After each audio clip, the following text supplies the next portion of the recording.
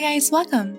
I'm really excited to finally show you the much anticipated ROM2, the newest Ragnarök MMORPG that has just entered its very first beta testing phase on the China server. This will be a first impression journey where we explore our newest adventures as we step once again into a new world of Ragnarok. We'll check out the character customization, experience the early game combat, complete our first job change, and explore some of the iconic landmarks of Ruined Midgard.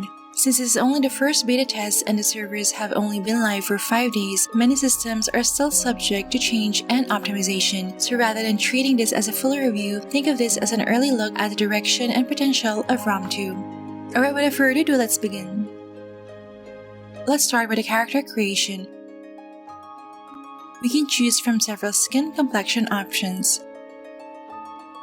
Next, we have a few hairstyles, some of which will definitely look familiar to ROM1 players, so if you had a signature look before, there's a good chance you can recreate it here in ROM2.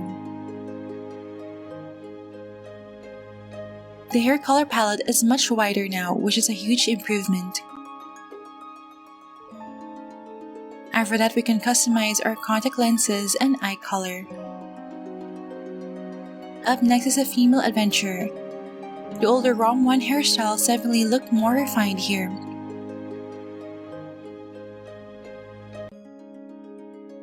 These are just the starting options. Once we're inside the game, there are more hairstyles available.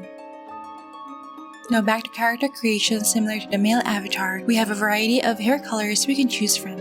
And finally, to finish the customization, we can select our eye lenses and eye color. Overall, the initial character customization is still fairly simple and straightforward, but is already a major improvement compared to ROM1. After locking in our appearance, we're asked to take a cute avatar photo.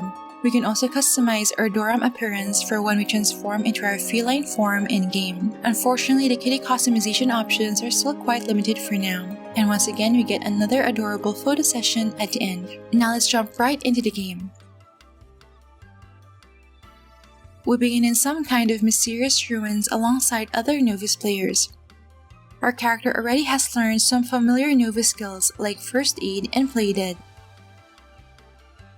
One of the first things that immediately stood out to me was the user interface. It looks clean and modern while still keeping that Ragnarok identity. The game also clearly feels designed for both mobile and PC players. Instead of the older ROM1 style skill bar, the main skills now use a compact push-button layout on the right side of the screen. For mobile players, this feels much more natural since your thumb can comfortably reach the important skills without stretching across the display. PC and emulator players can still use the more traditional skill bar controls. The camera angles, lighting, and character animations make the story moments feel much more immersive compared to ROM1. Even though I don't understand the Chinese dialogue, the visuals alone make the story enjoyable to follow. I absolutely love that they reuse many of the classic Ragnarok soundtrack music, but with more modern instrumentation. It creates a nice balance of nostalgia and freshness at the same time. 冒险者，你怎么了？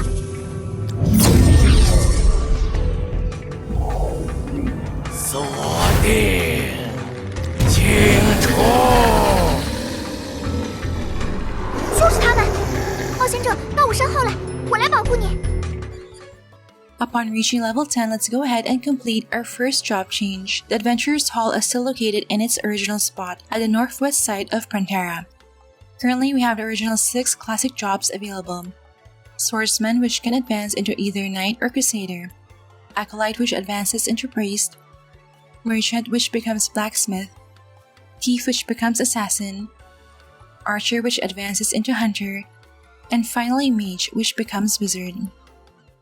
The job change process itself is pretty straightforward. We're tasked with defeating a group of crazed devlings.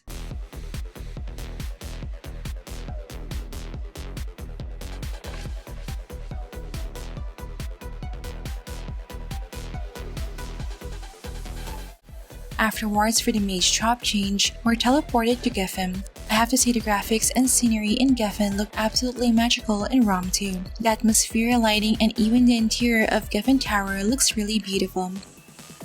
Going back to the quest, correctly answering a series of questions will finally lead us to our job change ceremony.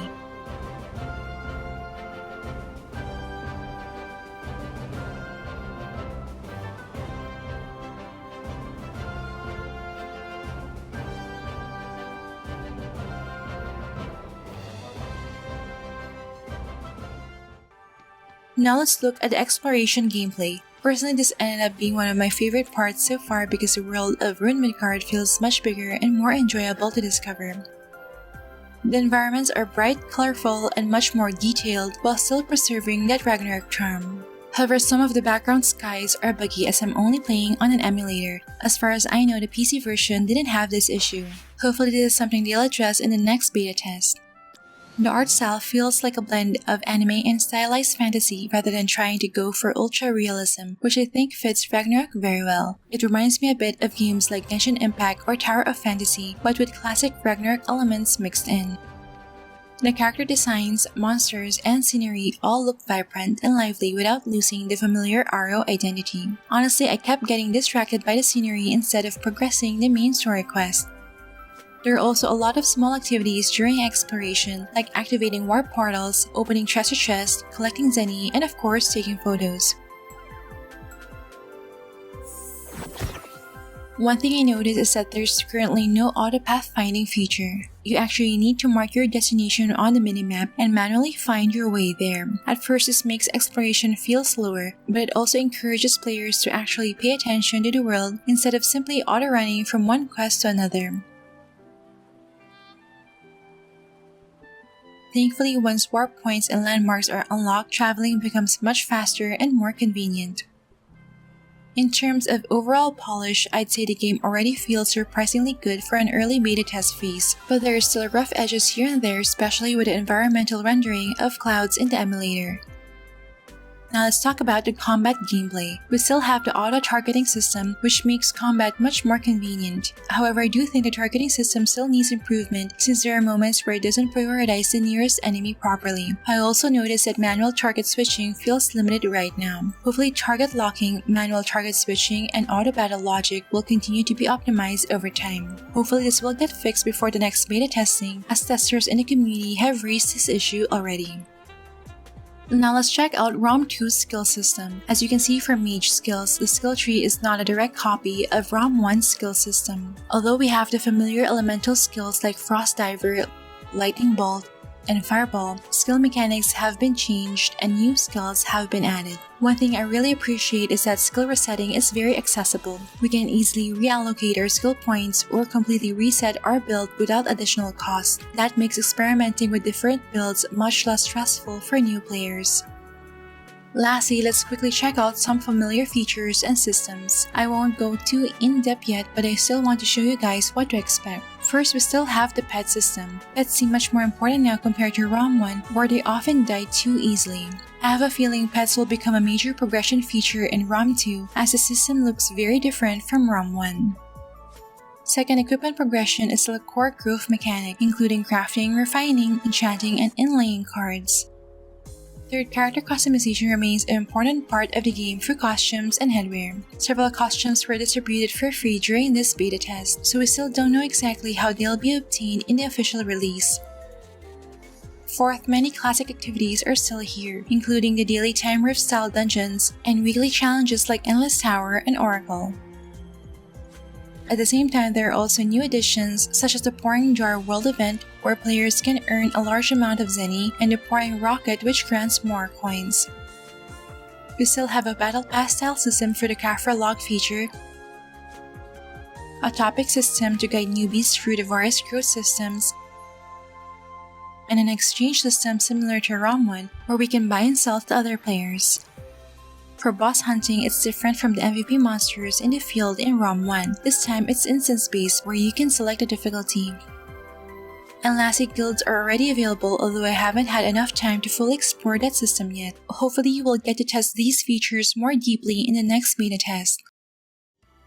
And there you have it, that was our very first look at Ragnarök M Eternal Love 2. After spending several hours exploring and recording the early game, I can honestly say I had a really enjoyable experience. So far the game feels very promising, especially in terms of visuals, atmosphere, and overall gameplay. It's clear that the development team genuinely put effort into modernizing the Ragnarök experience while still preserving the charm and identity of the original RO PC game. Of course, there are still issues that need improvement, but considering how early this beta test is, the overall quality already exceeded my expectations. We still haven't seen the monetization systems yet, which will probably become one of the biggest discussions once future beta tests arrive. Hopefully, the game avoids the early aggressive monetization systems that appeared in late game ROM1. Overall though, my first impression is genuinely positive, and I'm very excited to see how ROM2 continues to develop moving forward. Alright, that's it for this video guys. Don't forget to like if you enjoyed watching this guide. If you're new here, I would love for you to consider subscribing by hitting the red subscribe button down below. I would love to have you back. Thank you for watching and see you in our next episode.